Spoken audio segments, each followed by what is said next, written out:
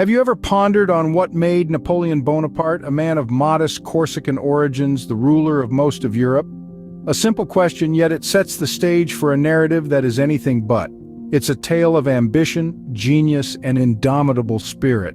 It's a journey that transformed a small island boy into a colossal figure, whose strategies still influence modern warfare. To answer that, we dive into the life of this extraordinary character, whose name echoes through the corridors of history. Born on August 15, 1769 in Corsica, Napoleon Bonaparte was not always destined for greatness. The second of 8 children, Napoleon hailed from a relatively minor noble family. His father, Carlo Bonaparte, was an attorney who was named Corsica's representative to the court of Louis XVI in France. This connection to the mainland allowed Napoleon to attend school in mainland France, where he developed his command of the French language and his love for the military. At the tender age of 9, Napoleon was enrolled in a French military school. There he was often teased for his Corsican accent and his lack of noble lineage, but Napoleon thrived in this environment, proving himself as a capable and dedicated student. At 16, he graduated and entered the French army as a second lieutenant. These formative years set the stage for the remarkable rise of a young man from Corsica to the pinnacle of French power. The French Revolution, a time of great turmoil and change, was the crucible that molded Napoleon. Amidst the chaos of the revolution, Napoleon Bonaparte, a young and ambitious Corsican, saw an opportunity to rise. His first taste of power came when he was appointed as the commander of the French army in Italy. Here he demonstrated his military genius, winning a series of stunning victories against the Austrians. These victories not only expanded France's territory but also secured its political power in Europe. Napoleon's success on the battlefield made him a national hero, and he leveraged this popularity to his advantage. Back in France, the political landscape was in disarray. The Directory, the government that had been established after the fall of the monarchy, was unpopular and ineffective. Napoleon, with his growing influence, saw another opportunity. In a swift and bloodless coup known as the Coup of 18 Brumaire, he overthrew the Directory and established a new government, the Consulate, with himself as the first consul. As the first consul, Napoleon implemented a series of reforms that modernized France. He established the Napoleonic Code, a legal framework that still forms the basis of French civil law today. He also reformed the education system, established a central bank, and stabilized the French franc. These changes, coupled with his continued military success, further cemented his hold on power. In 1804, Napoleon decided to take the final step. He declared himself Emperor of the French, a title that had not existed since the fall of the Roman Empire. The coronation ceremony held at the Notre Dame Cathedral in Paris was a grand spectacle. Napoleon, in a symbolic act of asserting his authority, took the crown from the Pope's hands and placed it on his own head. By 1804, Napoleon Bonaparte, once an obscure Corsican, had become the most powerful man in France. His rise to power was a testament to his military prowess, his political acumen, and his ability to seize opportunities in times of chaos. Napoleon's reign, marked by sweeping reforms and widespread conquests, was as tumultuous as his rise to power.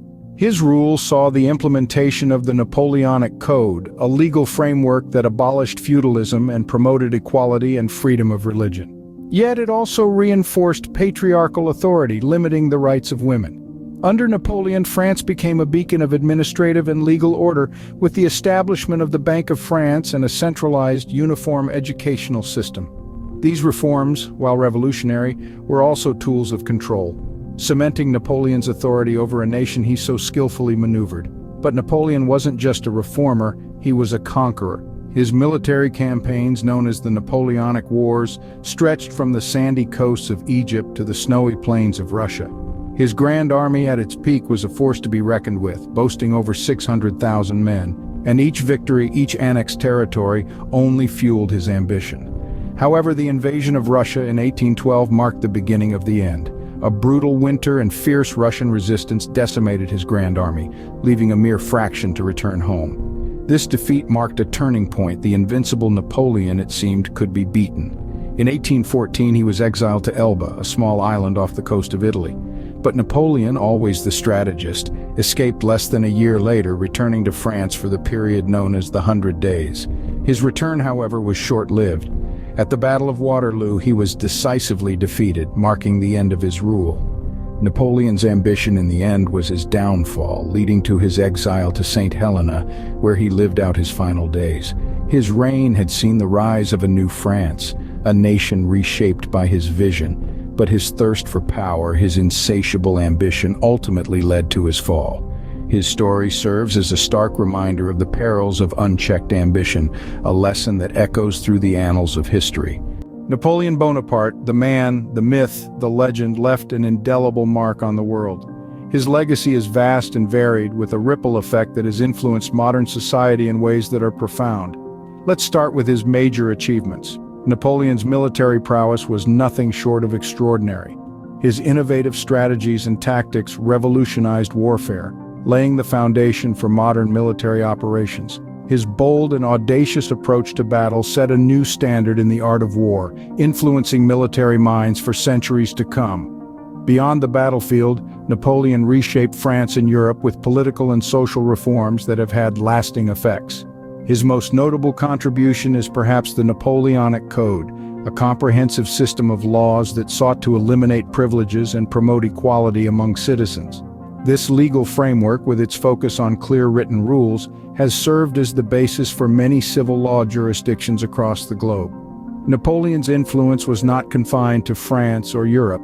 His ideas and reforms spread far and wide, impacting politics and society in far-reaching corners of the world. His vision of a centralized government, his emphasis on education, and his support for the sciences have left their mark on the modern world. Napoleon Bonaparte, a man of humble beginnings, a man of vast ambition, a man whose legacy continues to shape our world, he was indeed a force that changed the course of history.